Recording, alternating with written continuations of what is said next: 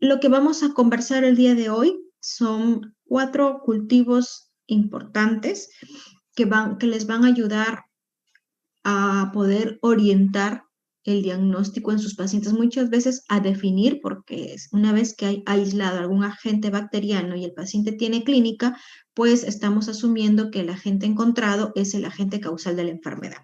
Entonces vamos a hablar acerca de urocultivo, hemocultivo, mielocultivo y coprocultivo.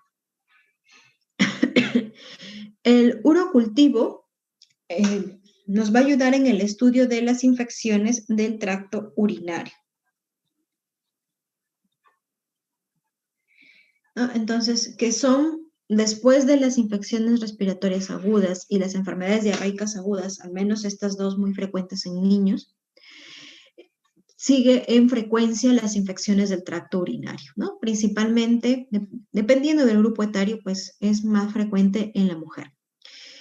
Las ITUS se instalan en la mayoría de casos en más del 95% por ingreso a través de la uretra, es decir, por una vía ascendente, ¿no? Hay contaminación de la vía, a través de la vía ascendente de uretra hacia los riñones. Es así como llega y puede producir infección, forma ascendente de uretra, de vejiga, ¿no? Uréteres y de riñón. Esta vía es la principal para la infección en más del 95%. Por eso es que generalmente se asocia a infección en mujeres, porque la mujer es la que tiene la uretra más pequeña en comparación con el varón. La otra vía de infección es la hematógena, que no es la más frecuente. Sin embargo, en estos casos, el foco primario podría ser algún otro foco, algún sangre, que ingresa sangre y de ahí se va a diseminar hacia vías urinarias. Estas infecciones se van a presentar en todas las edades, sexo también, masculino y femenino, pero predomina, como ya mencionábamos, en mujeres. Entonces, son muy frecuentes este tipo de infecciones, predominando en el sexo femenino. En las mujeres se observa con una elevada incidencia. El 20 a 30% de las mujeres ha presentado al menos un episodio de ITU en el transcurso de su vida.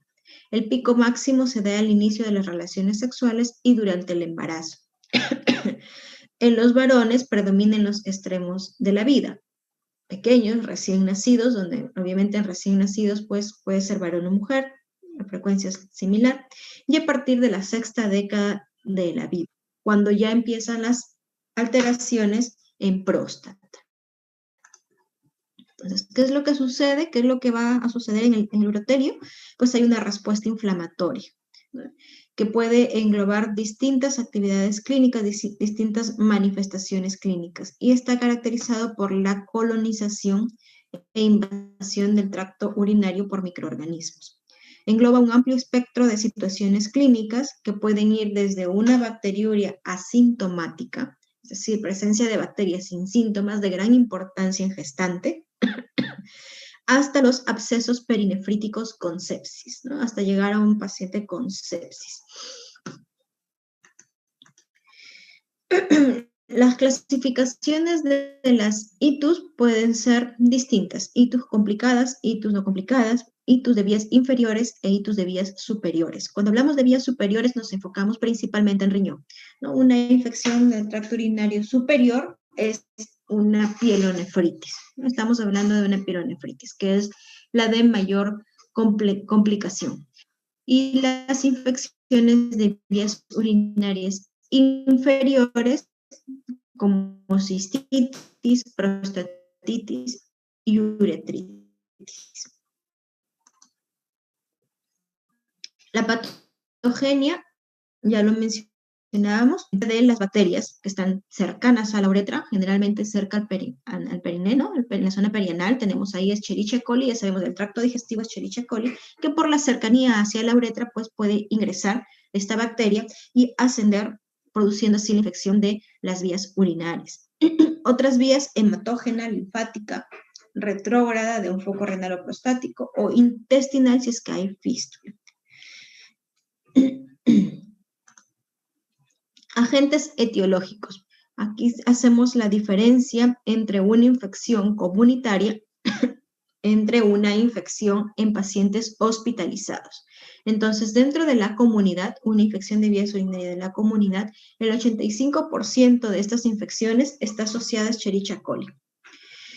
Otras bacterias pueden ser Proteus, Klebsiella, Staphylococcus saprophyticus, ¿no? Staphylococcus saprophyticus generalmente en mujeres en edad con actividad sexual, ¿no? Entonces, porque es una bacteria de piel que podría ingresar por la misma actividad sexual. Y en pacientes hospitalizados es 50% de Escherichia coli y 50% de los demás. Entonces, si ustedes se dan cuenta, tanto en la comunidad como en pacientes hospitalizados, pues es más frecuente la infección por Escherichia coli, y esto es por la zona de ubicación. Repetimos que la Escherichia coli es parte de la flora normal de la vía digestiva y puede llegar hacia la vía urinaria, ¿no? ¿Qué más a resaltar?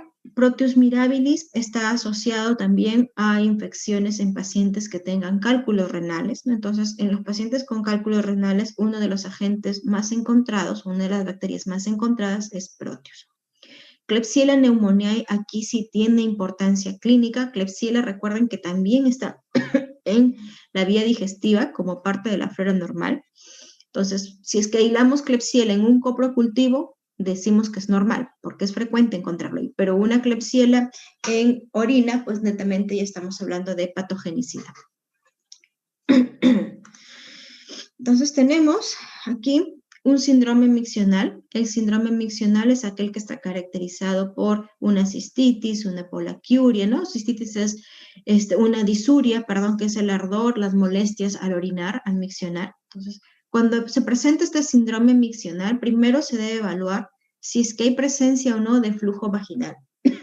Esto es importante hacer la pregunta o tenerlo en consideración, porque de ser así, entonces tendríamos una muestra contaminada con flujo vaginal y lo más probable, una muestra de orina contaminada con flujo vaginal, y lo más probable es que la paciente tenga una vaginitis.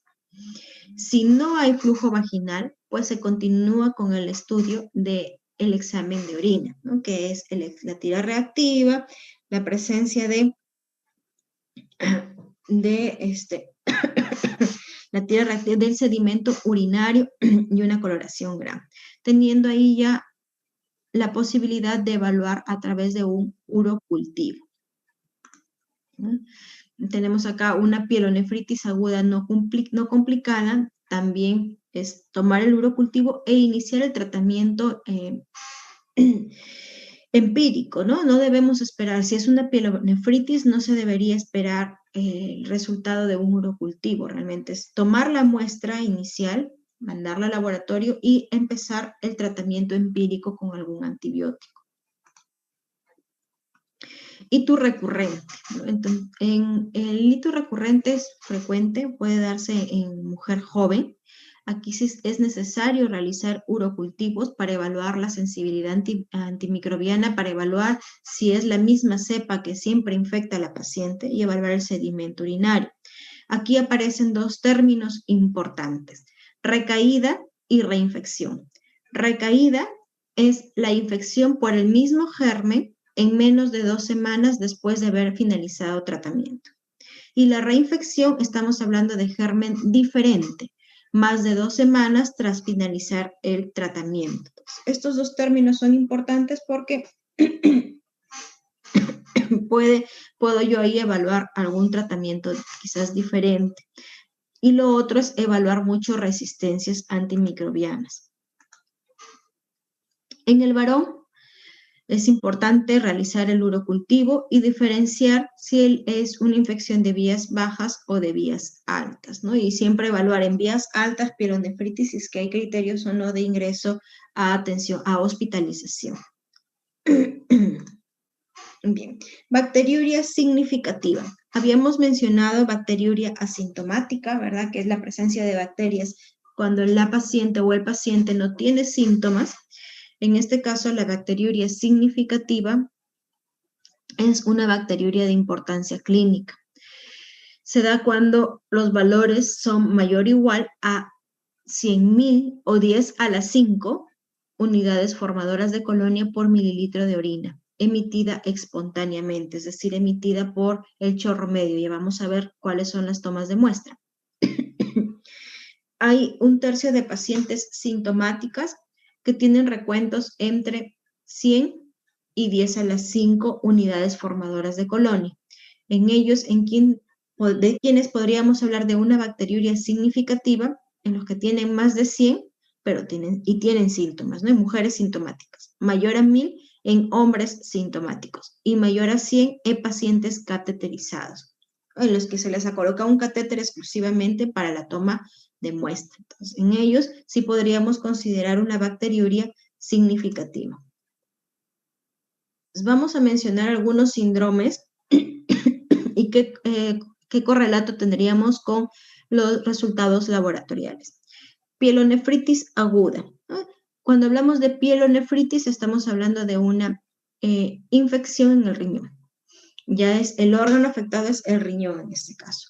El cuadro clínico, tenemos dolor en el flanco, en la fosa renal. El paciente tiene fiebre con escalofríos, las molestias urinarias, disuria, polaquiuria, tenesmo vesical. Y miren esto, piuria. ¿Qué es piuria? Es la presencia de pus en orina. ¿Cómo le evaluamos? La piuria se evalúa laboratorialmente, ¿no? Buscando la presencia de leucocitos. Los piocitos son leucocitos aglutinados, están juntos, aglutinados y deformes. Ellos vienen a ser los piocitos y ahí hablamos de piuria. Entonces, cuando tenemos estos piocitos o estos glóbulos blancos aglutinados y deformes, se asocia mucho con pielonefritis o con infección renal. ¿Qué más? Cilindros, los cilindros leucocitarios, ¿no? Ya habíamos visto cuando hablamos de enfermedad renal que los cilindros leucocitarios o la presencia, la formación de cilindros es debido a una proteína, la Tom Harford, que está presente en los túbulos, ¿no? Entonces, si es que hablamos de cilindros, su formación obviamente se ha dado en túbulos, más no en vías bajas. Por lo tanto, la presencia de cilindros siempre me indica afección de riñones.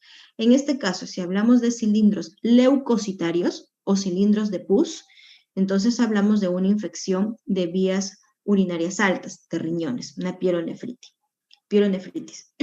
Bacteriuria, duración clínica 2 semanas, ¿no? Presencia de bacteriuria en 2 semanas. En el anciano puede cursar con un síndrome confusional, malestar general y dolor abdominal. Muchas veces el adulto mayor no focaliza, no nos dice que tiene molestias en las vías urinarias, simplemente es un síndrome general, malestar general, fiebre, molestias, ¿no? Entonces confusión, y podría estar asociado a pielonefritis. El diagnóstico por el cuadro clínico. Empezamos con algunos datos laboratoriales. En el hemograma, pues vamos a encontrar, si estamos hablando de una infección bacteriana, podemos tener una leucocitosis con predominio de neutrófilos, ¿verdad? Pruebas de función renal y hepática para evaluar cómo está el paciente, sus demás estudios, ¿no? Función renal, tal vez una creatinina o una urea para evaluar función renal. Sedimento de orina, que es muy importante para evaluar la presencia de leucocitos y bacterias. Piuria, la presencia de los piocitos. Hablando de otros análisis, pues radiografía, para evaluar si es que hay una urolitiasis. Hemocultivo, si es que el paciente tiene sepsis, para buscar la presencia del agente bacterial en sangre. Y otros exámenes adicionales, ¿no? Como pielografía, tomografía, biopsia, si es que lo requiriera el paciente. Pielonefritis crónica. Es más grave que la aguda. Se puede dar por malformaciones congénitas que impidan un vaciado normal de los túbulos recolectores, ¿no?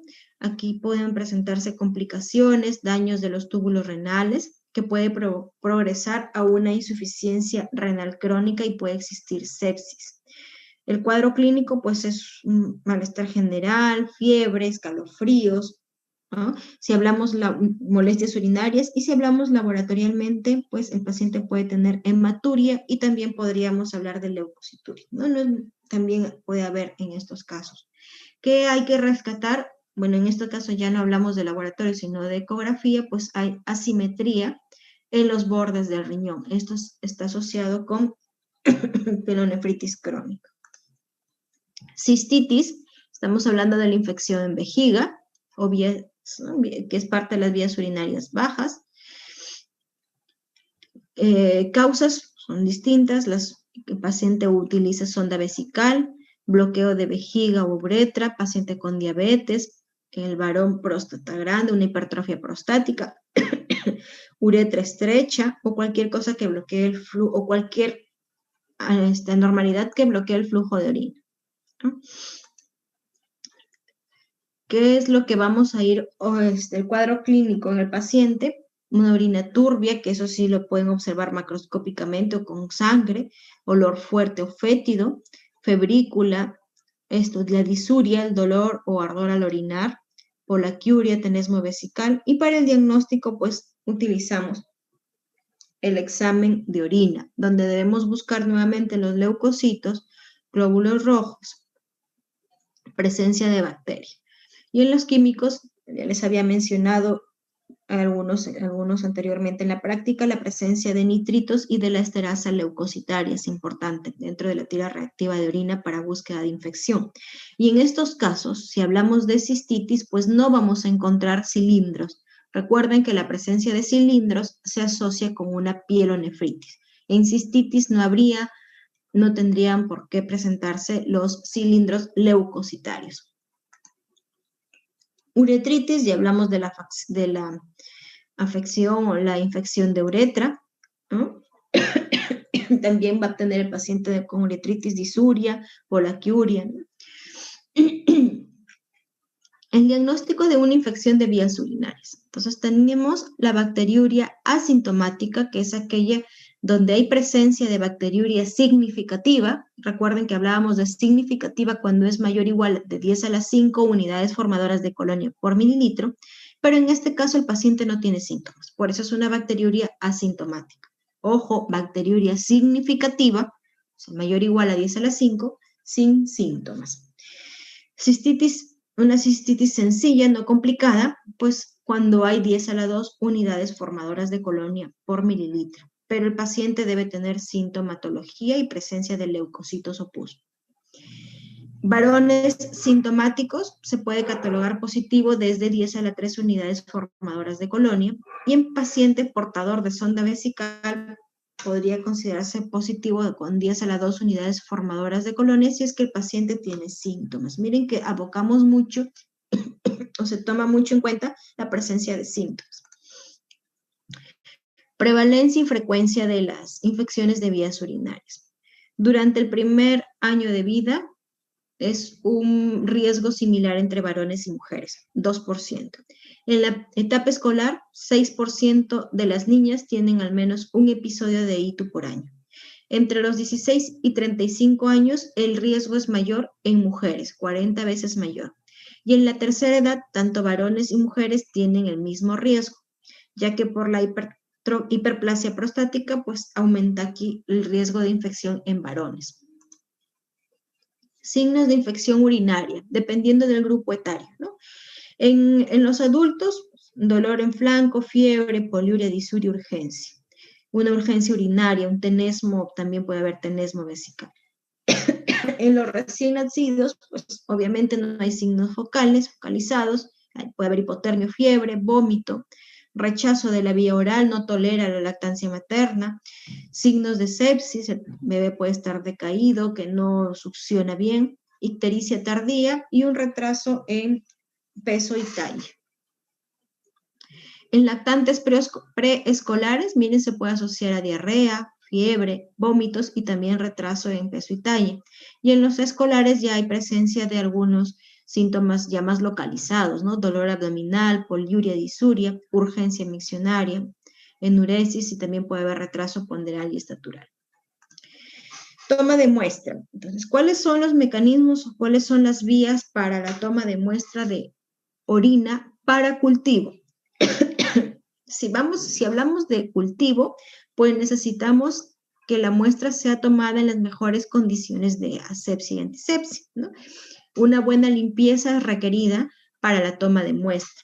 Entonces, se tiene estas metodologías, tenemos la de micción espontánea, del chorro medio, lo pueden encontrar como el chorro medio, que se toma en una micción espontánea, se elimina o se hace una buena higiene previa con agua, jabón, buen enjuague para que no queden restos de jabón en la muestra. El primer chorro de orina es eliminado, descartado, y a partir del segundo chorro se colecta en el frasco, ¿no? Tanto para la mujer como para el varón. El varón tiene que realizarse un buen lavado, una buena higiene del glande, ¿no? Debe hacer retracción del prepucio y lavar bien el glande para poder colectar la muestra. En los bebés se utilizan estas bolsitas que son las bolsas colectoras de orina. Entonces, obviamente, pues el bebé no tiene micción voluntaria, no nos va a avisar cuándo es que va a orinar, no puede hacer la colecta. Por lo tanto, se utilizan estas bolsitas adhesivas, ¿no? Se pegan en los genitales del bebé, varón o mujer, previa higiene. Entonces, antes de colocar estas bolsas, se debe hacer una higiene. Se pega la bolsita y se da un lapso de 1 hora. Si es que el bebé no ha miccionado en ese lapso de 1 hora, lo recomendado es retirar la bolsa, volver a hacer la higiene y colocar otra. No debemos dejar esta bolsita, esa es la aplicación que se le debe dar al familiar, a la mamá, sobre todo, ¿no? No se debe dejar esta bolsita ahí pegada por toda la mañana hasta que miccione, no, porque se contamina. Entonces, tiene una alta tasa de contaminación esta metodología. La especificidad es baja, de 0.62% en el caso de la bolsita colectora. Entonces, esto es importante tenerlo en cuenta. ¿Por qué? Porque puede crecer una bacteria y no necesariamente sea la correlación con la infección, sino que la bacteria sea un colonizante. A diferencia de un cateterismo, en los bebitos también se puede utilizar, o en adultos se puede usar cateterismo, es decir, colocar el catéter o una sonda Foley solo para la toma de muestra.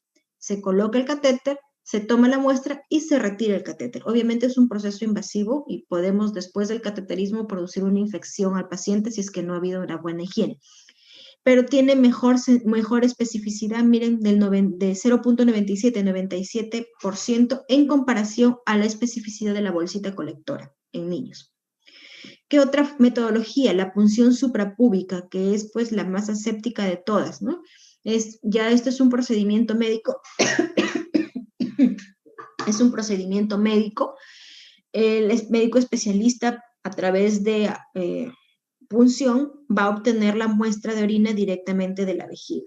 Entonces, esta muestra es muy valiosa para el laboratorio clínico, ¿no? A diferencia de una orina de chorro medio que el paciente lo puede tomar en cualquier momento, la muestra por punción suprapúbica es un procedimiento invasivo, por lo tanto es una muestra valiosa.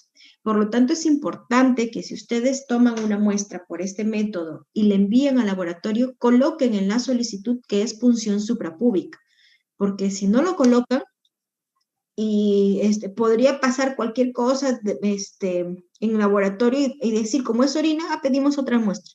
Y ya si es punción suprapúbica, pues obviamente cambia ya ahí la situación, ¿no? Entonces, en este caso, ustedes deben indicarlo en la solicitud y tanto para la valoración de la muestra como para la interpretación de resultados, porque estábamos hablando de una bacteriuria significativa cuando es mayor o igual de 10 a la 5 unidades formadoras de colonia. Pero por punción suprapúbica, basta con que haya una colonia, ya es significativo, porque estamos tomando directamente de la vejiga. No hay pase por uretra, que es por donde se puede contaminar. Entonces, por eso es importante que ustedes hagan la referencia si es punción suprapúbica. Por catéter. Por cateterismo, no hablamos de este cateterismo que les mencionaba, la especificidad de 0.97, que es netamente para la toma de muestra, sino estamos hablando de un paciente que tiene sonda Foley permanente. Por tratamiento necesita la sonda Foley. En este caso, si se le ha colocado recientemente un catéter, no vamos a retirarle y de ahí colocarle otro, ¿no? Es perjuicio para el paciente. Entonces, se puede tomar la muestra a través del catéter, de la zona, miren, esta es la zona más proximal, se hace una limpieza previa a unos 5 a 10 centímetros del meato urinario, Se hace la limpieza y se hace la punción con una jeringa y se extrae la orina. Nunca se debe tomar la muestra de la bolsa colectora, la bolsa que esté colgando, porque esa ya está colonizada. Va a crecer y puede crecer muchísimas bacterias incluso al mismo tiempo. Entonces, estas son las metodologías o las formas de cómo colectar la muestra de orina.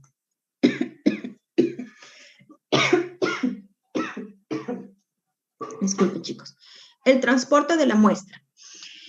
Una vez recolectada la muestra, debe ser enviada de inmediato al laboratorio con toda la información necesaria, lo que yo les decía, método de obtención, más aún si es función suprapúbica.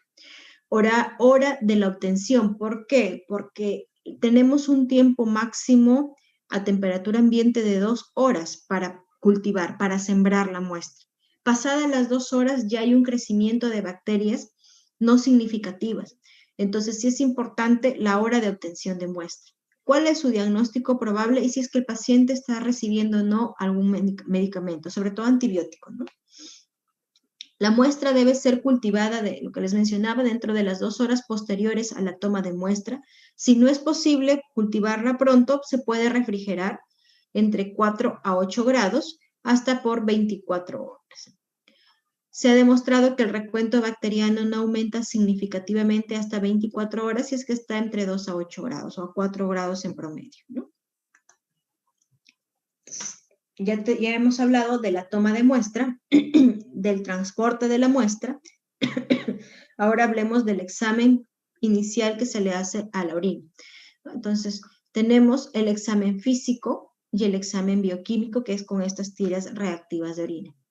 El examen físico, evaluamos el color, el aspecto, la densidad y el pH. El pH nos ayuda muchísimo el color, ¿no? Evaluar el aspecto, si hay turbidez, si está rojizo, si está ámbar, ¿no? Nos ayuda para ir correlacionando con lo que observamos al microscopio.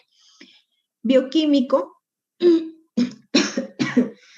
bioquímico, en donde evaluamos en esta tirita cada almohadilla me evalúa un parámetro, ¿no? Glucosa, proteínas, cuerpos cetónicos, nitritos, bilirrubina, surobelinógeno, ácido ascórbico, esterasa leucocitaria.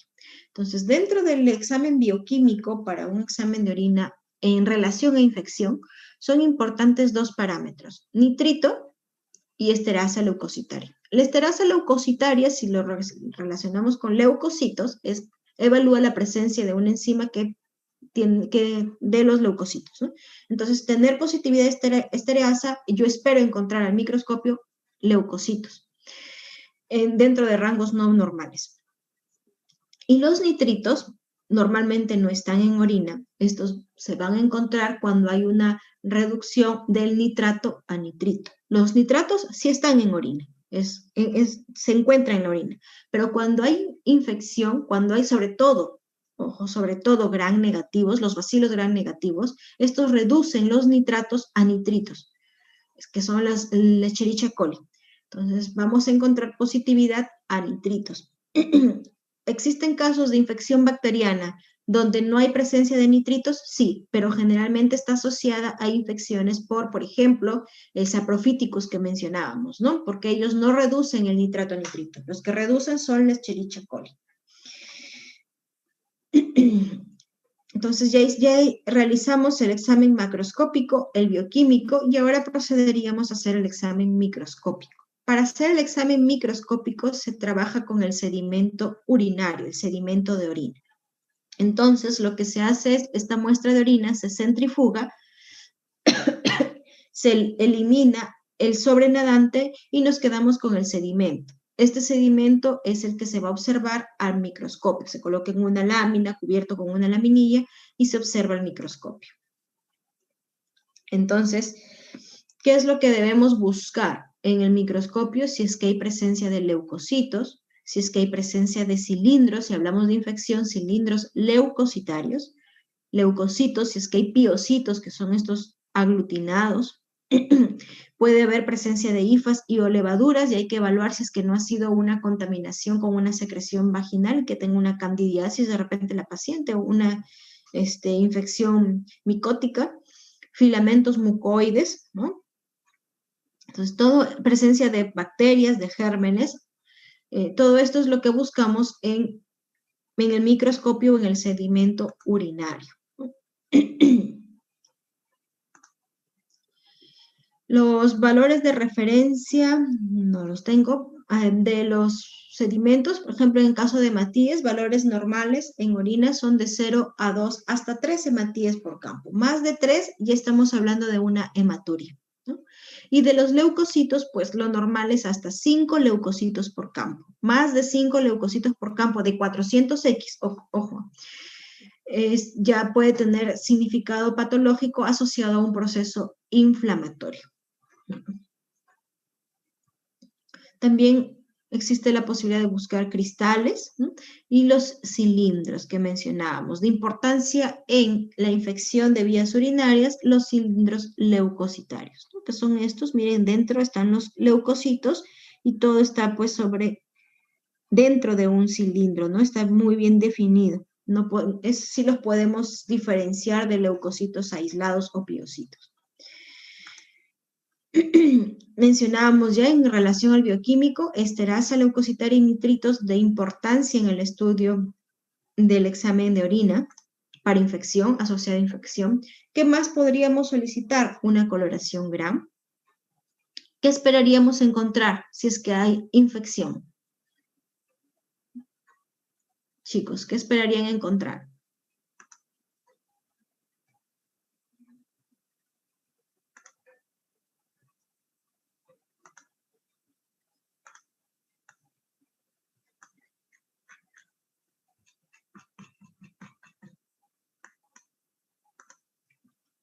Si es que es positivo para infección y cómo esperan que les reporten esta tinción Gram.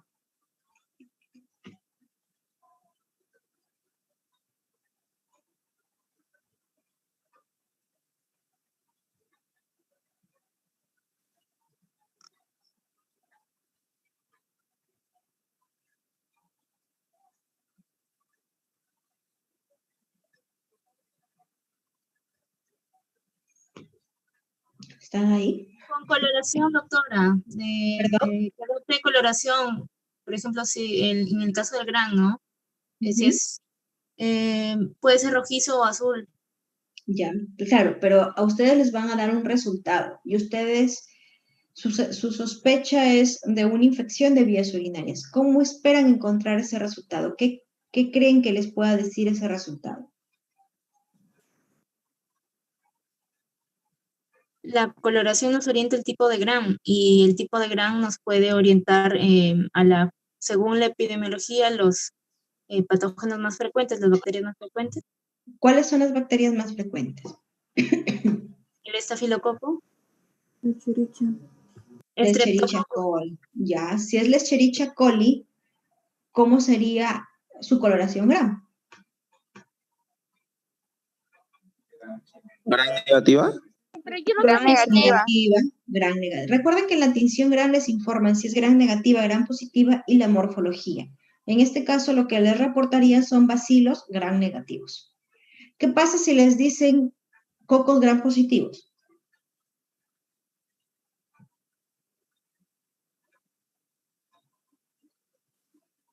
Estafilococo aureus.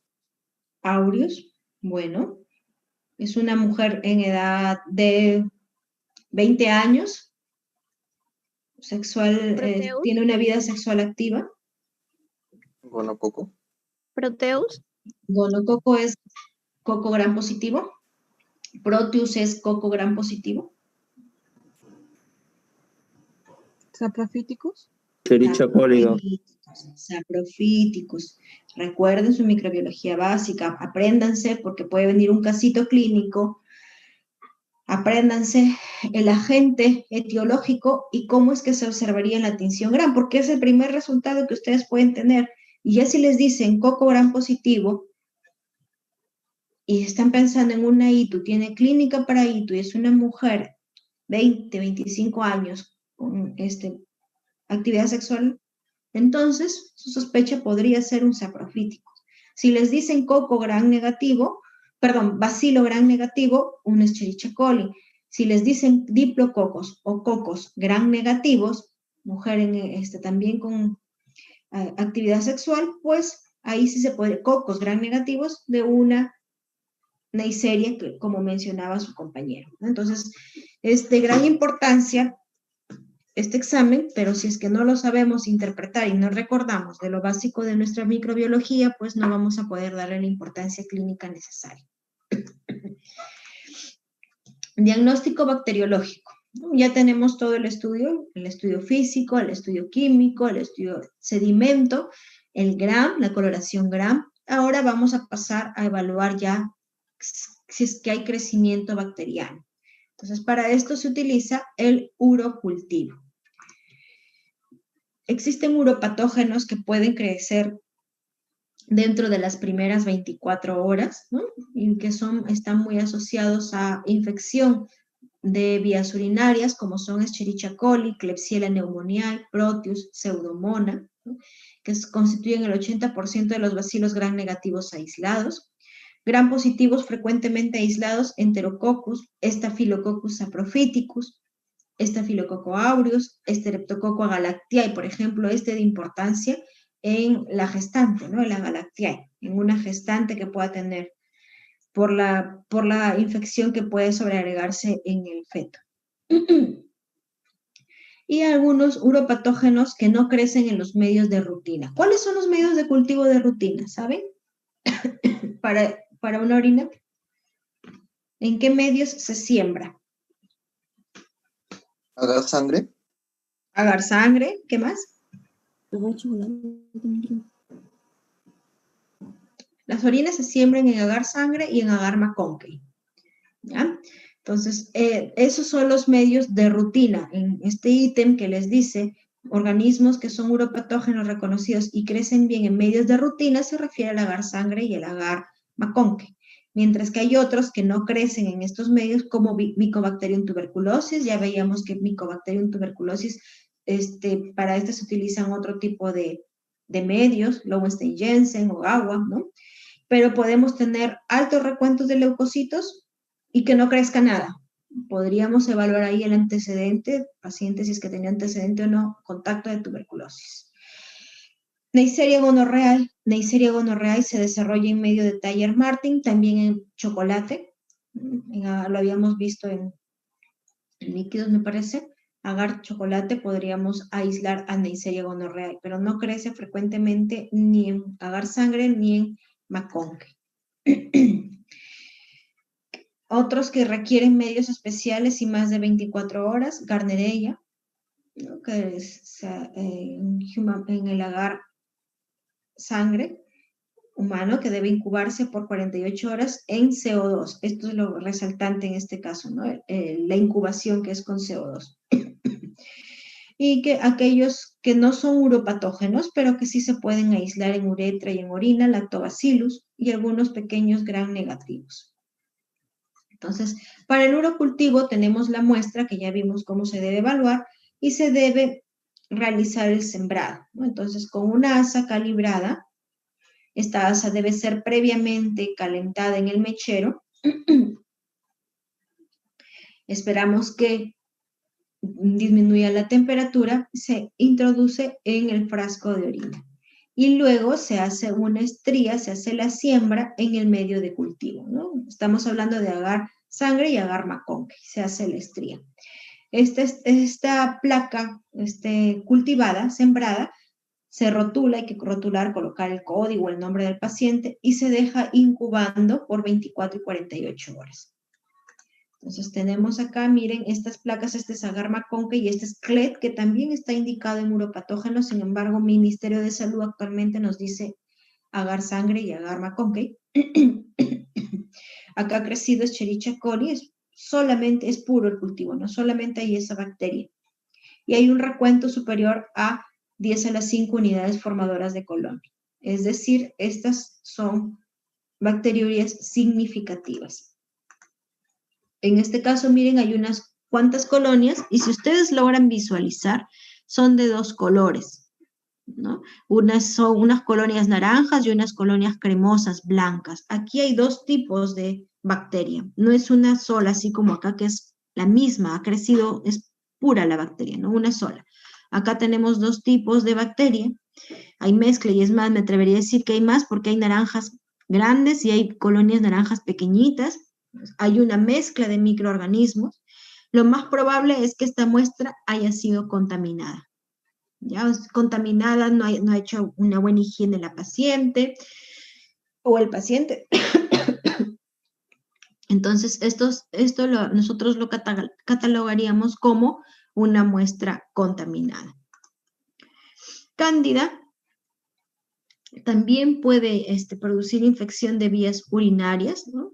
Miren, acá tenemos la observación de estas levaduras con gemación y se lo reportamos porque sí lo llegamos a observar. Entonces, ahí va a depender mucho ya de la clínica del paciente, de la interpretación que les den ustedes al resultado.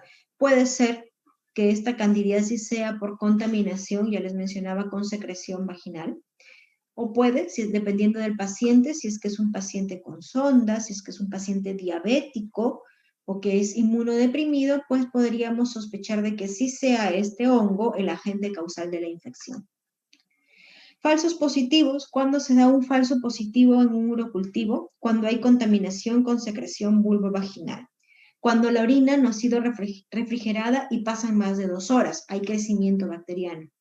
Cuando hay contaminación con algunos antisépticos o cuando hay errores en laboratorio, por ejemplo, un mal rotulado de la muestra. Falsos negativos, que el paciente haya tomado antibiótico antes, arrastre de antisépticos, que haya jabón en la muestra, una obstrucción uretral completa, orinas con pH muy bajo, muy alto, muy ácidas, muy alcalinas, baja densidad urinaria y aquellos microorganismos inusuales que requieren medios especiales, que por lo tanto en los comunes no crecen. Entonces, ¿qué es importante en ITU? Confirmar la sospecha diagnóstica, investigar las patologías asociadas, definir el uso racional y por etapas de los medios diagnósticos, qué terapéutica se debe incluir en la antibiótico-terapia y en patologías asociadas y evaluar el seguimiento, sobre todo evaluando los factores de complicación del paciente. Entonces, hasta ahí hemos hablado acerca de urocultivo. Hemocultivo. Entonces, si hablamos de hemocultivo, por las siglas, cultivo en sangre, de la sangre, ¿verdad? Entonces, nos ayuda mucho en la detección de bacteriemia, que es presencia de bacterias en sangre, o fungemia, que es presencia de hongos en sangre. Es una prioridad, sí la podríamos catalogar como una emergencia en microbiología, sobre todo para su diagnóstico, ya que estamos hablando, cuando solicitan hemocultivo es porque sospechan de sepsis, ¿no? Consecuencias graves, shock, insuficiencia falla multiorgánica, un CID, coagulación intravascular diseminada, y nos puede ayudar mucho este hemocultivo. La clasificación de los hemocultivos va a depender, según el paciente, hemocultivo pediátrico, adulto, inmunocompetente, inmunodeprimido, según la toma de muestra central, es de algún catéter venoso central, periférico, ¿no? De venas periféricas, según el tipo de microorganismo que se aísle y según la metodología, manual, semi o automatizado. Entonces, ¿qué es un hemocultivo? Cuando decimos que hay un hemocultivo, es una muestra de sangre obtenida por una única venopunción, inoculada en uno o más frascos. Es decir, yo tomo o yo hago una sola venopunción con la aguja al paciente, obtengo la muestra y toda esa muestra que yo obtuve es un hemocultivo.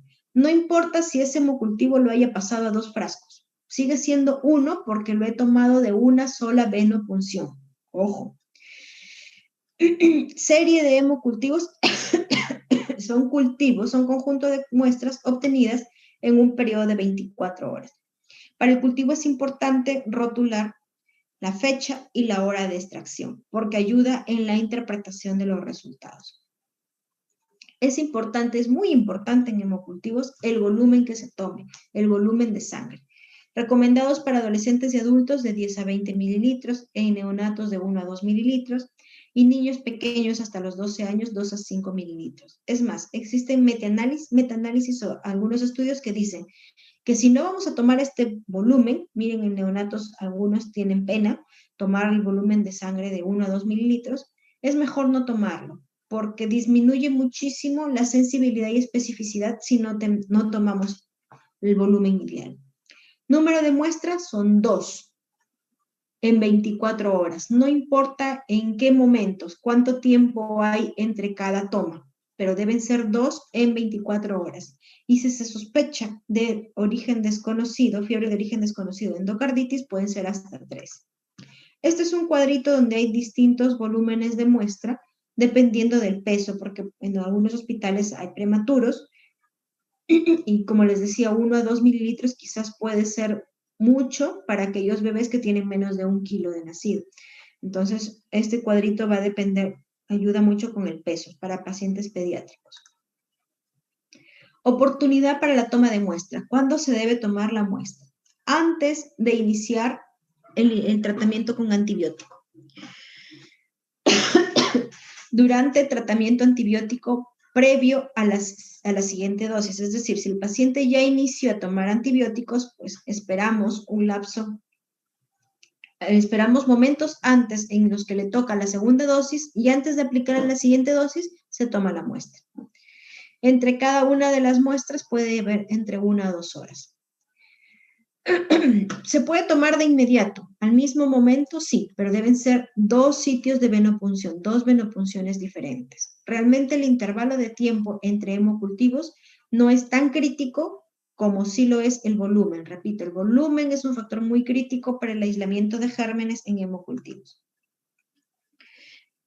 Manual y automatizado. La diferencia. ¿Cuál es la diferencia? Cuando tenemos los hemocultivos manuales, se colocan en la incubadora y estos, cada 18 horas, dependiendo del protocolo, cada 24, se retiran y se van sembrando en placas, ¿no? Para evaluar si es que hay crecimiento bacteriano o no. Vamos a ciegas, ¿no? No sabemos si hubo o no crecimiento. Simplemente se saca, se siembra y se espera, y se sigue esperando así por 5 días. Si es automatizado, se coloca el frasco de hemocultivo acá y es el equipo quien me dice si es que hay o no crecimiento de bacterias. Es decir, da una alarma.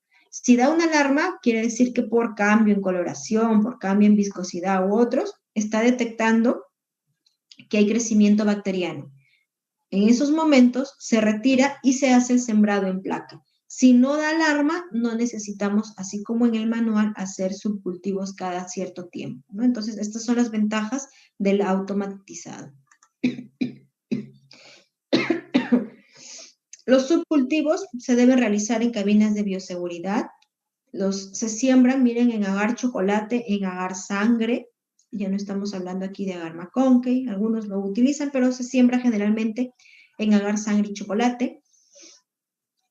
Se incuban las placas a 35 grados en atmósfera enriquecida por CO2.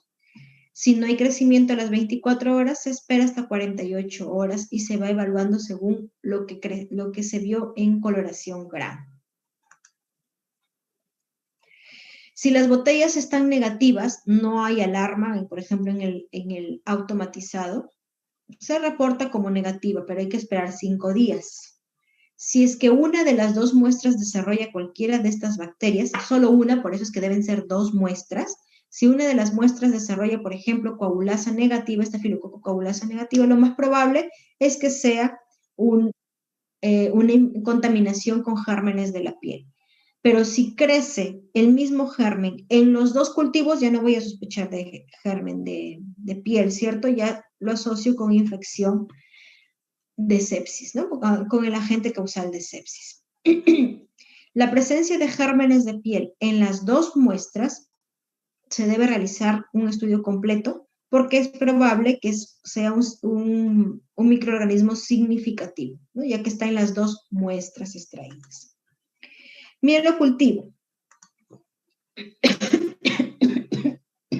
El mielocultivo es el cultivo de la médula ósea. Entonces, la muestra puede ser una biopsia o un aspirado de médula ósea para encontrar sea bacteria u hongo, ¿no? Fundamentalmente. Teniendo en comparación el mielocultivo con el hemocultivo, el mielo tiene 70% de diagnóstico a la misma bacteria en relación al hemocultivo. Nos ayuda en fiebre de origen desconocido y es de utilidad en pacientes con VIH. ¿En quienes tiene un alto impacto clínico el mielocultivo? En salmonelosis, en la segunda semana, ¿no? En la segunda semana de enfermedad, pues lo ideal es realizar un mielocultivo. En la primera semana de enfermedad, un hemocultivo, y a partir de la tercera ya se puede realizar coprocultivo. Entonces, si sospechamos de salmonelosis, tenemos que en la primera semana, pues hay una probabilidad, una sensibilidad de aislar esta TIFI, Salmonella TIFI, un 50-70% por hemo. En la segunda semana estábamos hablando, pero en este caso, si hacemos la comparación, miren, este es un estudio que hizo comparación entre hemocultivo y mielocultivo. En la primera semana, la sensibilidad fue de 50-70% en hemo y en el mielo de 90-98% entre primera y segunda semana. Y el coprocultivo, 50%, pero a partir de la tercera semana. Entonces, miren la importancia del mielocultivo, principalmente en Salmonella TIFI. Coprocultivo. El coprocultivo nos ayuda mucho para el estudio de diarrea, sobre todo si sospechamos de una diarrea bacteriana. Entonces, existen algunas cepas de Escherichia coli que sí son asociadas a enfermedad gastrointestinal y otras como Vibrio cholerae, Shigella, Salmonella, Campylobacter jejuni y Yersinia enterolítica que sí son patógenos. Si las aíslo, yo sí las asocio con infección gastrointestinal. En el caso de Escherichia coli solo son algunas cepas, no todas. Es decir, si aíslo Klebsiella en un coprocultivo, no lo voy a asociar con enfermedad. Obtención de la muestra. De preferencia se debe tomar los primeros 5 días de iniciada la enfermedad, porque ya una vez que pasan estos 5 días, pues ya hay disminución en la excreción de bacterias, ¿no? Se deben procesar las líquidas, ¿no? Las heces líquidas o pastosas. Se debe de preferencia utilizar la parte que tiene moco, pus o sangre. El medio de transporte es Cary-Blair. En el caso de heces líquidas se puede utilizar una jeringa para aspirar y para pasarlo hacia los medios de cultivo, ¿no? En el caso de heces líquidas, el volumen mínimo que se debe recibir es de 5 mililitros. El procesamiento de las muestras se debe sembrar en agar McConkey más agar Victoria o el TCBS, ¿no? Entonces, de cajón, el que utilizamos por norma es McConkey y podríamos ir adicionando otro dependiendo de su solicitud o presunción diagnóstica. Luego se pueden utilizar ya otros medios de identificación. Miren, este cuadro nos ayuda para evaluar, hacer correlación entre el agente, el tipo de diarrea y polimorfo nuclear. Polimorfo nuclear es un examen que ustedes lo podrían solicitar para evaluar si hay presencia o no de reacción inflamatoria. Lo que buscamos en laboratorio son leucocitos en heces. Entonces, ¿quiénes están asociados a positividad en polimorfos nucleares? Miren, Shigella, o sea, si tienen una diarrea disentérica, es decir, con presencia de sangre, y tiene polimorfos nucleares, pues podríamos sospechar de Shigella. ¿De quién más? De una Escherichia coli enteroinvasiva, Campylobacter, que también es sanguinolenta. Bueno, el Clostridium difficile, que generalmente se asocia a intrahospitalario, ¿no? Entonces, ahí viene la importancia de qué tipo de diarreas producen estos agentes causales y si se asocian o no a polimorfos nucleares. Entonces, mencionábamos el agar McConkey. ¿Por qué se utiliza el agar McConkey como medio? Para evaluar la fermentación a la lactosa. Entonces, tenemos bacterias lactosa negativa, como esta. ¿Quiénes son lactosas negativas? Proteus, Salmonella, Shigella y Yersinia. Y tenemos lactosas positivas, ¿no? Como Escherichia coli, como Klebsiella, Enterobacter, Citrobacter, Serrate. Entonces aquí yo ya tengo una primera presunción. ¿Pertenece a las lactosas positivas o pertenece a las lactosas negativas? Este es el medio de TCBS. Así se escribe con esas siglas, TCBS, que es se observan así en las colonias, ¿no? Brillantes, doradas, amarillentas, ¿no? Mientras que para este mismo medio, para Vibrio parhemolyticus, pues se observa de color verdoso. Por eso es que es un medio diferencial. Si yo lo observo aquí, ya puedo identificar a Vibrio cholerae. Y acá tenemos McConkey, ¿no? Tengo agar, una lactosa negativa, lactosa positiva y lactosa negativa, pero esta tiene esta coloración negra por las secreciones de algunos componentes de azufre y está asociado a salmonelosis. Y bueno, eso sería todo en relación a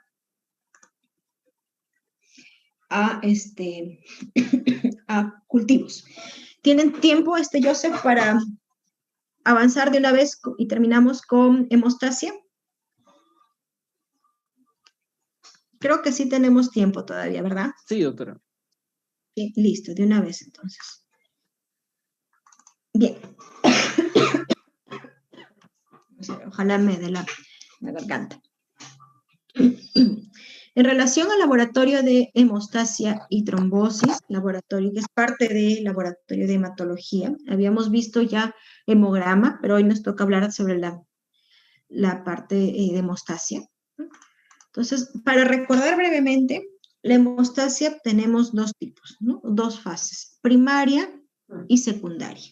Cuando hay una lesión vascular, hay una lesión del vaso sanguíneo, lo primero en activarse pues vienen a ser la vasoconstricción. Hay una vasoconstricción para evitar el sangrado, que continúe sangrando, y luego tenemos las funciones o la actividad plaquetaria. Y la actividad plaquetaria va a culminar con la formación del tapón plaquetario. Entonces, aquí tenemos una primera evaluación que es la de plaquetas. Luego, después de que ya se activó el tapón primario o el tapón plaquetario, se evalúa la segunda fase, la cascada de coagulación, que ya viene a ser el cese definitivo del sangrado. Aquí ya hay formación de coágulo de fibrina. Entonces tenemos la formación de un coágulo, formación por la polimerización de la fibrina, y una vez que ya pasan 48, 72 horas, ya se normalizó esta lesión, ya cicatrizó, entonces vienen los efectos de fibrinolisis, que consisten en la disolución de este coágulo para retomar la función hemostática normal, para continuar con el flujo sanguíneo normal. Entonces, nosotros tenemos exámenes que van a evaluar las tres fases que estamos mencionando. Hemostasia primaria, que hablábamos que es de la función plaquetaria. Por lo tanto, todas aquellas pruebas que se dediquen al estudio de función plaquetaria son pruebas de evaluación de hemostasia primaria. Por ejemplo, recuento de plaquetas. Cuando hablamos de un recuento de plaquetas, estamos hablando de la hemostasia primaria. Si es que no hay plaquetas, si es que hay una trombocitopenia, pues vamos a tener aquí alteración de la hemostasia primaria y no va a haber formación del tapón plaquetario. Hemostasia secundaria, ¿qué pruebas nos ayudan en el estudio de la hemostasia secundaria? Tenemos el tiempo de protrombina, el TTPA, el tiempo de trombina y el dosaje de fibrinógeno. Y en la fibrinolisis, pues nos ayuda mucho uno de las pruebas que actualmente es muy utilizada por COVID para estudio de infección por SARS-CoV-2, que es el dímero D. Entonces tenemos distintas pruebas, como les menciono, que ayudan en el estudio de las fases de la hemostasia. Nuevamente, la hemostasia primaria, una vez que hay la lesión del vaso sanguíneo, hay vasoconstricción, y luego viene la actividad plaquetaria, con la adhesión, la agregación plaquetaria formando el trombo blanco, el trombo primario o el trombo plaquetario. Segundo, la hemostasia secundaria, que ya se da por la formación de un coágulo sanguíneo. En este caso se le llama trombo rojo. Y por último, la retracción del coágulo y la fibrinolisis. Entonces, si es que hay integridad de todas estas fases, del árbol vascular, de las plaquetas, de los factores de coagulación y de los factores de fibrinolisis, entonces el organismo va a recuperar la homeostasis, va a recuperar el flujo sanguíneo que tuvo antes de la lesión. Entonces, eso es importante. Y cuando hay alteración de cualquiera de estos, pues vamos a tener patologías en lo que es hemostasia o pueden presentarse sangrados en algunos pacientes. Para recordar la hemostasia primaria, hablamos del tapón plaquetario, hablábamos de plaquetas. Entonces, la hemostasia primaria puede afectarse por dos motivos. Uno, trombocitopenia, que no hayan plaquetas, o dos, que sí tengamos plaquetas, pero que tengan alteraciones cualitativas, que tengan alteraciones en sus receptores. Entonces, para acordarnos de la hemostasia primaria, recordemos que tenemos la actividad plaquetaria. Las plaquetas, una vez que hay esta lesión del vaso, pues estas placas se van a través de la glicoproteína 1B, se va a unir al factor de von Willebrand. Aquí empezamos con la adhesión. Y luego tenemos la agregación plaquetaria con la ayuda de la glicoproteína 2B3A. Entonces, si hay normalidad en estas glicoproteínas y en el factor de von Willebrand del endotelio, entonces vamos a tener una actividad normal de las plaquetas. Si hay fallas, pues va a haber alteración en la hemostasia primaria. ¿Cuáles son las patologías de las plaquetas? Tenemos disminución en su producción, trombocitopenias, o disminución, que también haya trombocitopenias, pero no porque no produzcan, sino porque se están consumiendo, se destruyen en la periferia, ¿ya? Y por la función, alteración en las funciones plaquetarias, que hay alteración en la adhesión. Si hablamos así, pues pensaríamos en una falla del factor de von Willebrand o de GP1B, que hay alteración en la agregación, que podríamos hablar de una alteración en el GP2B3A, o que haya falla en la secreción, que ya es por los componentes, las citoquinas que se secretan, para poder completar el tapón primario. Estas alteraciones pueden ser congénitas o adquiridas. Entonces, tenemos alteraciones de plaquetas, trombocitosis cuando son mayores a 450.000 o trombocitopenias cuando son menores a 150.000. Distintas causas que ustedes ya las van a ir revisando de trombocitopenias o trombocitosis. Trombocitopatías. Ya no hablamos de alteración cuantitativa de plaquetas, sino de alteración cualitativa. Entonces, hay anomalía funcional de las plaquetas. Por ejemplo, enfermedad de Bernard-Soulier. En esta enfermedad de Bernard-Soulier hay déficit del GP1B. Por lo tanto, va a estar alterada la adhesión plaquetaria. Recordemos acá, GP1B. Trombastenia de Glasman. En este caso hay déficit o anomalía del 2B3A. Entonces, ¿qué falla vamos a tener acá? La agregación plaquetaria. Nuevamente en este gráfico podemos remarcar trombastenia de Glasman con alteración de la glicoproteína 2B3A, Bernard-Soulier con alteración de la glicoproteína 1B, y tenemos la enfermedad de von Willebrand, que es por déficit o por disfunción del receptor de von Willebrand, de la proteína de von Willebrand, del factor de von Willebrand. ¿Cuáles son las pruebas de evaluación plaquetaria? Uno es el recuento de plaquetas. Este recuento de plaquetas nosotros lo revisamos dentro del hemograma. Entonces, aquí podemos determinar si hay alteraciones cuantitativas, si hay alteraciones cuantitativas de las plaquetas. ¿Qué otros exámenes tenemos? El tiempo de sangría. El tiempo de sangría se puede evaluar por dos métodos. Método de IBI o método de Duc. El método de IBI, que es el ideal,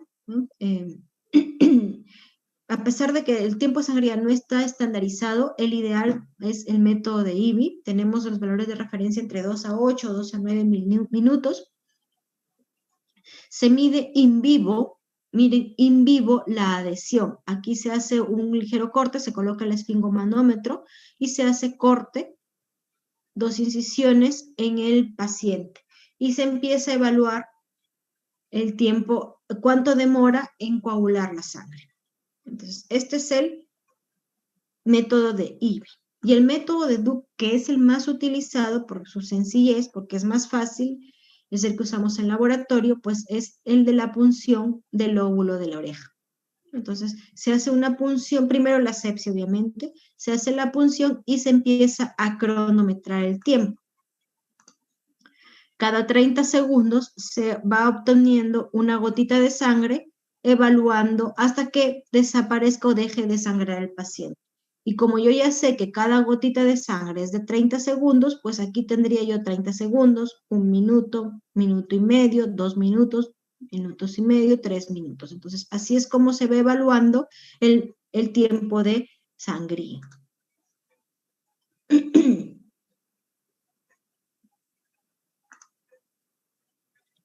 Interpretación, puedo tener tiempo prolongado, ¿no? ¿En qué me indicaría este tiempo prolongado? Que hay alteración en plaquetas. Puede ser que haya una trombocitopenia, pero ¿cuándo es que se manifiesta o cuándo es que se altera el tiempo de sangría? Cuando la trombocitopenia es mayor a 50.000 plaquetas, ¿no? También se debe evaluar el uso de medicamentos que pueden interferir con la función plaquetaria, por ejemplo, la aspirina, o evaluar algunas otras patologías, que el paciente pueda tener recuento de plaquetas normales y un tiempo de sangría prolongado. Quiere decir que la cantidad está bien, lo que puede estar fallando es la calidad, tener alteraciones cualitativas de las plaquetas. Las pruebas de agregados plaquetarios. Estas pruebas me ayudan a evaluar la interacción entre las plaquetas, por eso es que es la agregación plaquetaria. Se mide en un plasma rico en plaquetas. Se utiliza el método óptico y impedancia, ¿no? Entonces, lo que se hace, se va a agregar a este plasma rico en plaquetas algunos agonistas, que son prácticamente, por decirlo, los reactivos, y dependiendo de eso se van agregando las plaquetas. Y por la metodología laboratorial se van formando estas curvas dependiendo de la agregación de las plaquetas, ¿no? Entonces, el máximo, acá tenemos 100% agregado, tenemos este gráfico que me indicaría que va a aumentar la luz y por lo tanto este es el gráfico que se va a ir visualizando. Tenemos acá plasma rico en plaquetas, la fuente de luz y el agonista o el que me va a ayudar con la agregación plaquetaria. Y vamos a tener el dibujo o esta gráfica. Acá no hay agregación, no hay gráfica. Acá ya hay agregación plaquetaria porque se agregó la epinefrina. Entonces tenemos el dibujo o este esquema de la agregación plaquetaria. ¿Cómo es que yo voy evaluando por distintos patrones de agregación? Los distintos patrones de agregación. Tenemos aquí este primero, es un patrón normal, que con las distintas curvas o con los distintos agonistas de agregación, epinefrina, ADP, colágeno, risocestina, ácido araquidónico, son los reactivos que se utilizan para evaluar la agregación plaquetaria. Entonces vamos evaluando distintos patrones. Miren, el patrón de trombastenia de Glassman, cómo difiere, en este caso, por la ristocetina, es como nosotros lo vamos a ir identificando. Y lo mismo con síndrome de Bernard-Soulier. Este de Bernard-Soulier, recuerden que es déficit de GP1B. Por lo tanto, si es que tenemos déficit de factor von Willebrand, esto me indica alteración en la adhesión. El déficit de factor de von Willebrand también indica factor de adhesión, por lo tanto yo podría observar un patrón similar. Sin embargo, ya hay que buscar otras manifestaciones, herencia, ¿no? Antecedentes familiares para poder llegar al diagnóstico. Entonces, hasta acá tenemos las pruebas de la función plaquetaria. Hemos visto recuento de plaquetas, que eso se ve en el hemograma, evaluar si cuantitativamente están bien las plaquetas y evaluar cualitativamente las plaquetas. Tenemos, por ejemplo, las pruebas de agregación plaquetaria, el tiempo de sangría. Entonces, estos me van a ayudar a evaluar cómo están funcionalmente las plaquetas, cualitativa. Ahora sí, vamos a pasar a los exámenes que se estudian en la segunda fase, ¿no? Que es la fase del tapón secundario, de la coagulación o de la hemostasia secundaria. Para esto debemos recordar el modelo celular de la coagulación.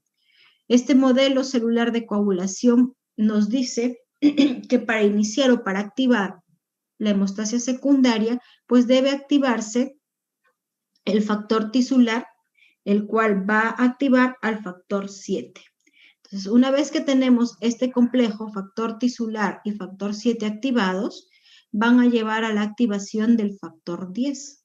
Y este factor 10, junto con un cofactor, que es el 5, van a activar a la trombina, que es el factor 2.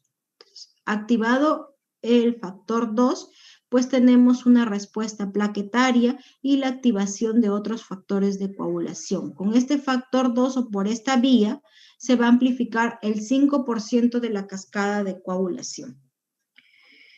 Pero este complejo de factor tisular con factor 7 activados no solamente activan al 10, sino también activan al factor 9. Y este factor 9 activa el factor 8. Y aquí se lleva a cabo, se concreta otra cascada de coagulación, donde también hay activación de la trombina, pero miren, comparamos en cantidad. Aquí hay mayor activación de la trombina, por lo tanto, la propagación es mayor del 95% por esta vía en comparación a esta. Esta es una teoría. En laboratorio esta teoría se nos complica un poco. Entonces, esta es la teoría clásica. La teoría clásica de la cascada de coagulación, donde se manejan estas dos vías, vía extrínseca y vía intrínseca. La vía extrínseca que lleva a la activación, miren, si comparamos es factor tisular con 7, el factor 7 activado, junto con el calcio van a activar el factor 10, y este factor 10 es al final el activador de la trombina, ¿no? La trombina va a llevar a la activación o a la formación, la conversión del fibrinógeno en fibrina. Y la vía intrínseca, pues donde ya empiezan a actuar los factores de coagulación 12, que activa el 11, activa el 9,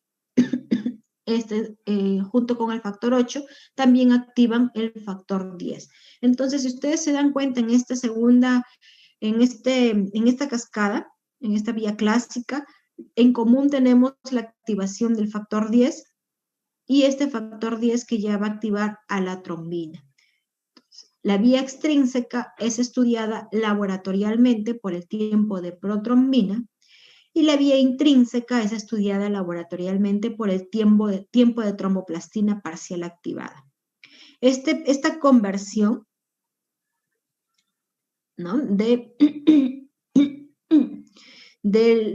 Una vez activada la trombina, de fibrinógeno a fibrina, esta conversión se le conoce como tiempo de trombina. Entonces, el tiempo de trombina me ayuda a evaluar la conversión del fibrinógeno a fibrina, evaluando la trombina.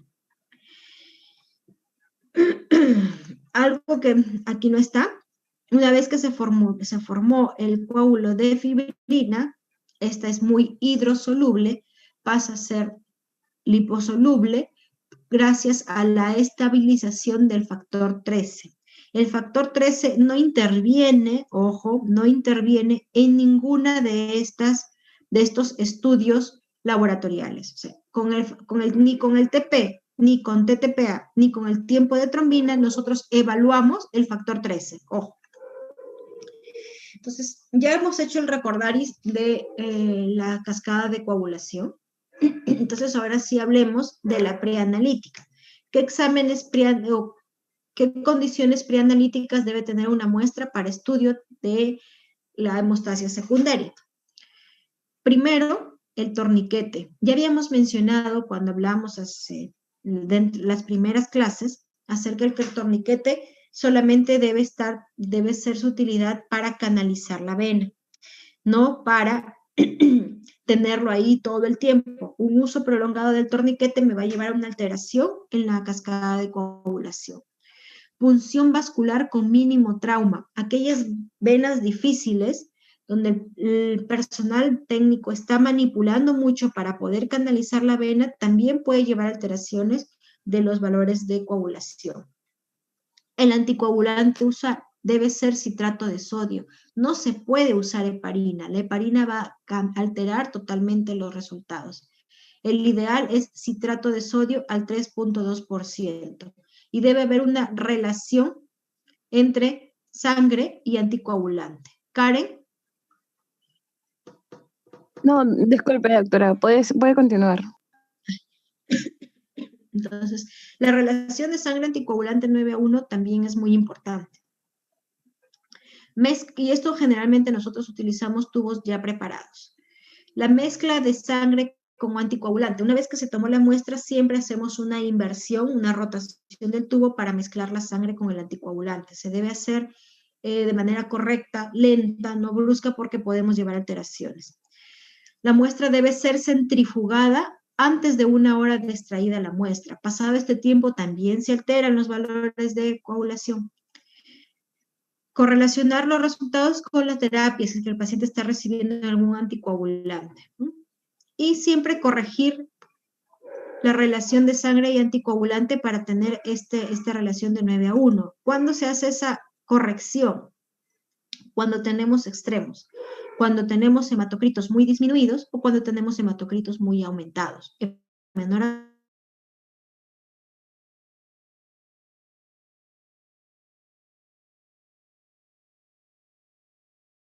de sodio. Pero en estos casos ya tenemos mucho citrato y en este caso tenemos muy poca cantidad de citrato. Puede coagular la muestra y aquí podemos tener también resultados alterados.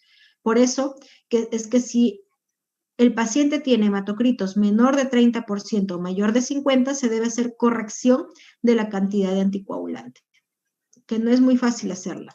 Es fácil, pero no es frecuente, mejor dicho, hacerla. Tiempo de protrombina.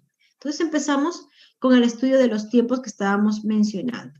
El tiempo de protrombina, si no nos acordamos, está aquí. Nos evalúa la vía extrínseca, es decir, factor 7 y factor 10.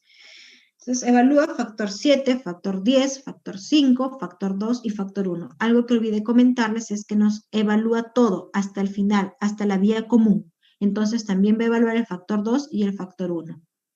Lo mismo para el TTPA, vía intrínseca y la vía común, ¿no? Desde acá.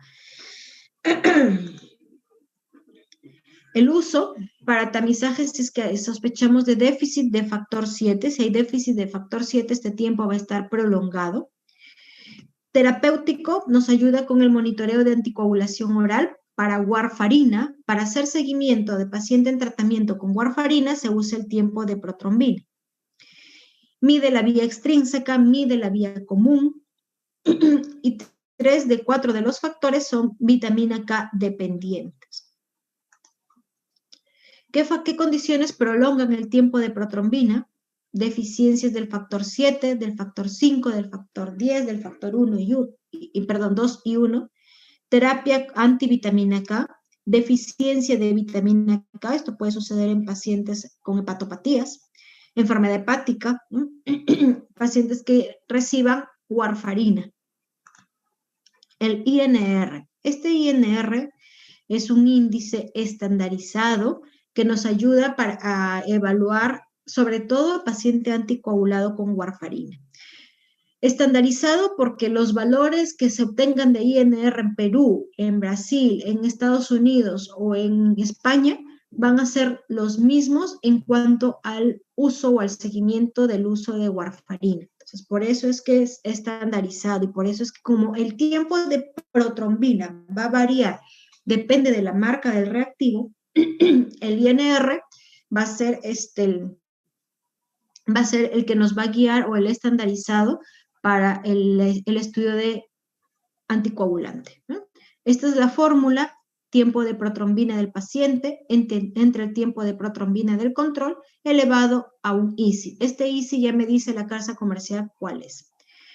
Los valores normales menor a 1.5. Cuando el paciente está recibiendo warfarina, si está recibiendo como profilaxis, o sea, bajas dosis, el INR debe estar entre 2 a 3. Y si ya está recibiendo como tratamiento, entre 3 a 4.5. El TTPA mide el tiempo de coagulación de plasma en presencia de cefalina, tromboplastina parcial, un activador, generalmente usamos el kaolin y calcio. Estudia los factores de la vía intrínseca. Si regresamos a la vía intrínseca, 12, 11, 9, 10, y de la vía común, 2 y 1.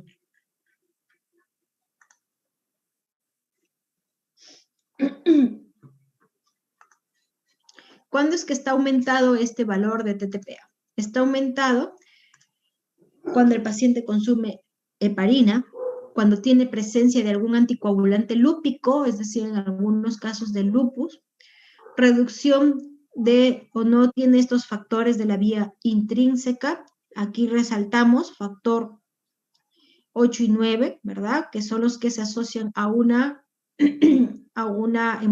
hemofilia.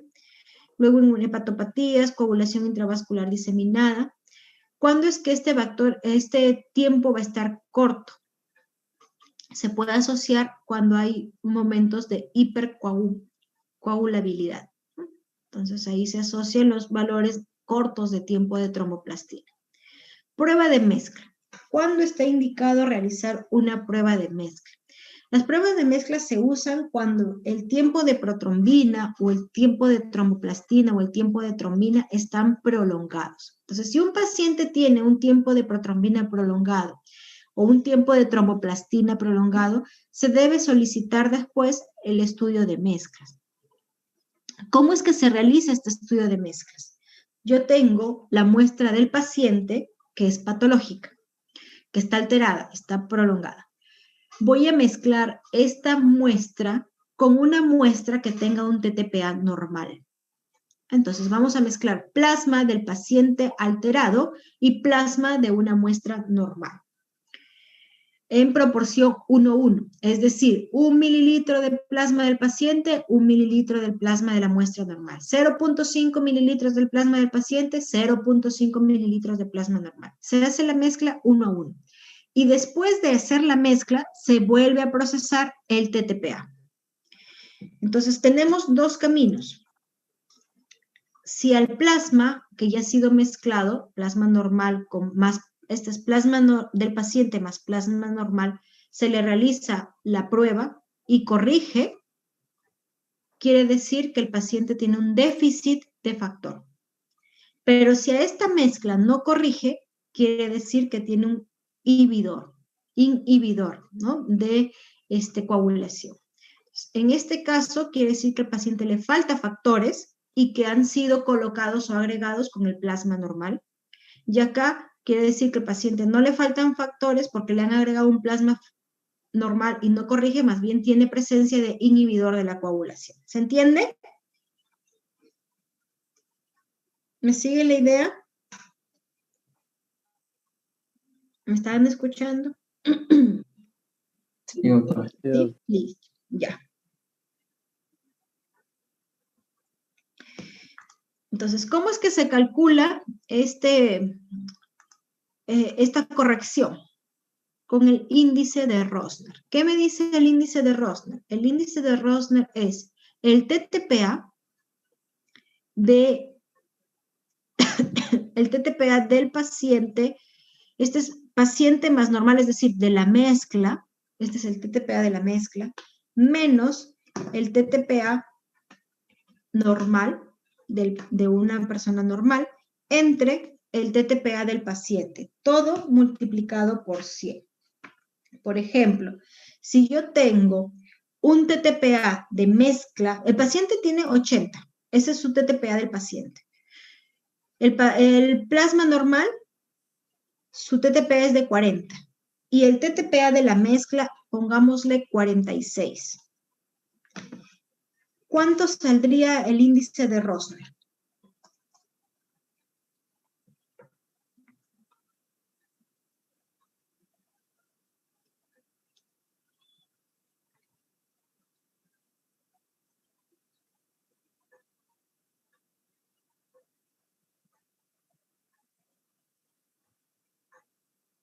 Tiene TTPA de la mezcla 46, TTPA del paciente 80, TTPA normal 40. ¿Cuánto saldría su índice de Rosner?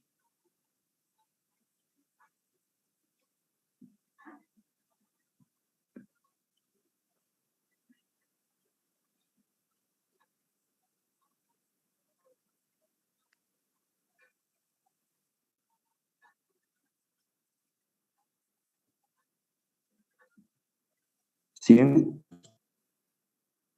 A ver, ¿cuál sería cómo aplicarías la fórmula? 8 más 40, 120 menos 40 es 80, sobre 80 es 1, por 100 es 100. Ya, a ver, tú estás sumando 80 más 40. Lo que pasa es que aquí es error de interpretación. Es TTPA de la mezcla. Es decir, yo les estoy diciendo que el TTPA, una vez mezclado el plasma, es 46.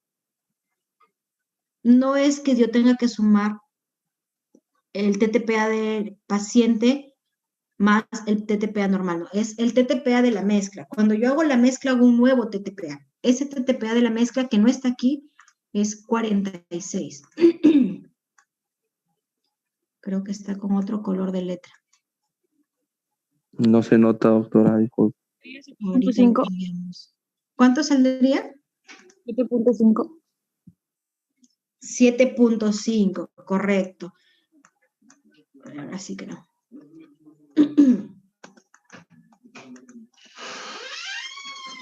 Bueno. Entonces tendríamos, ¿cómo es que lo podríamos hacer? El TTPA aquí vamos a colocar, ¿ya? Vamos a agregar acá. El TTPA.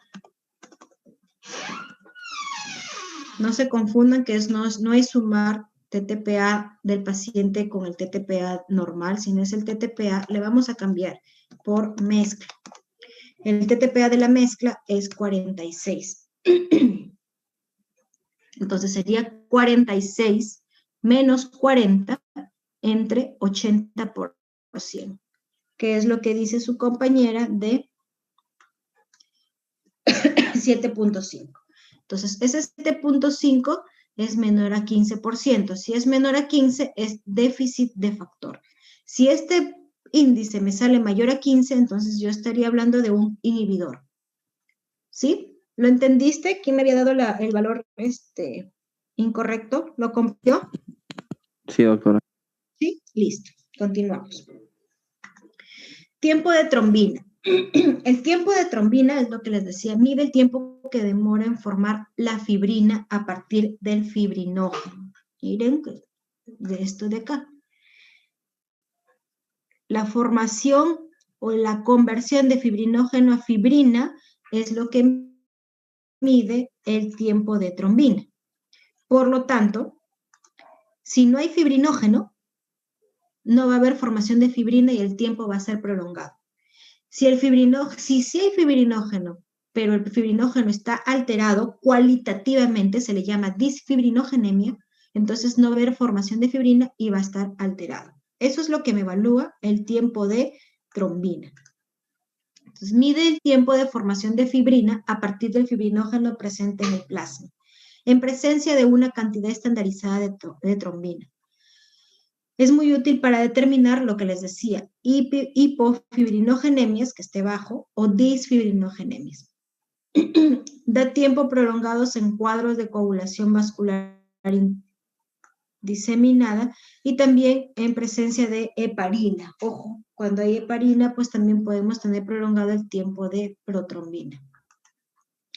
Esta es la formación de la fibrina. Tenemos el fibrinógeno por acción de la trombina, se van a ir liberando los fibrinopéptidos A y B y se van a ir formando, polimerizando. Entonces yo les decía que la polimerización inicial es muy soluble.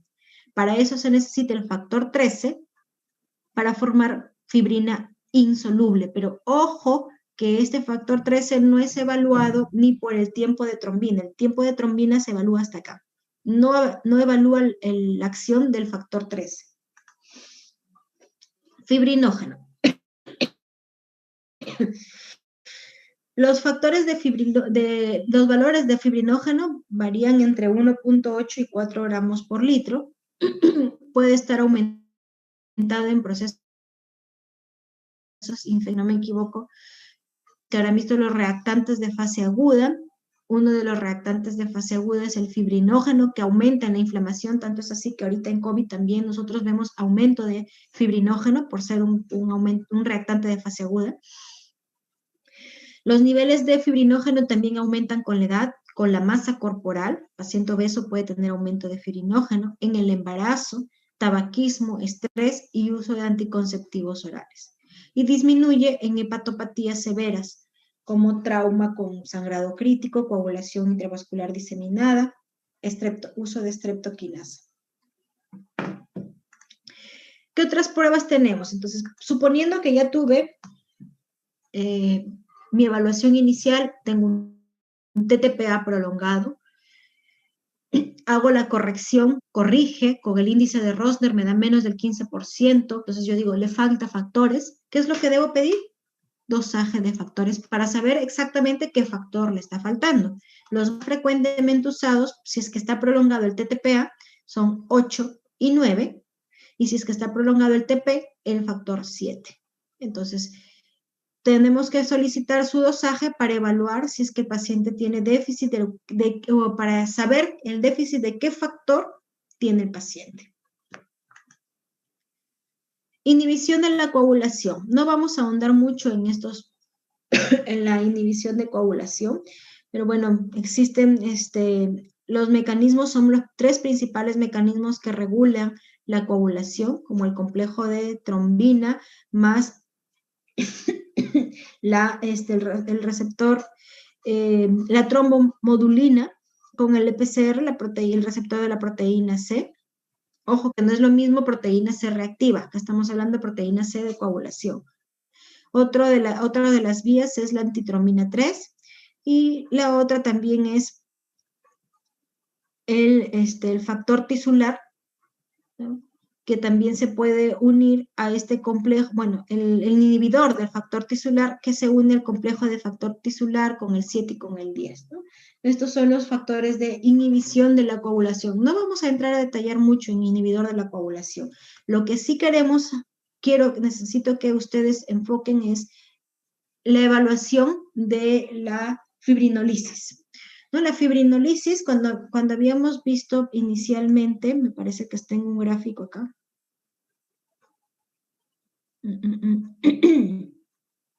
No recuerdo si acá.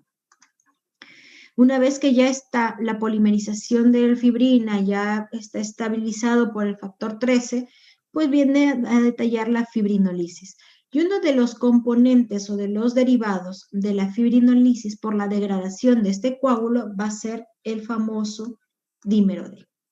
El famoso dímero D es producto final de degradación de fibrina, no de fibrinógeno, porque hay otros dímeros que sí, por ejemplo, PDF, productos de degradación de fibrinógeno, también se encuentran cuando hay degradación de fibrinógeno. El dímero D es degradación de fibrina, o sea, ha tenido que formarse el coágulo y se empieza a degradar para tener presencia de dímero D.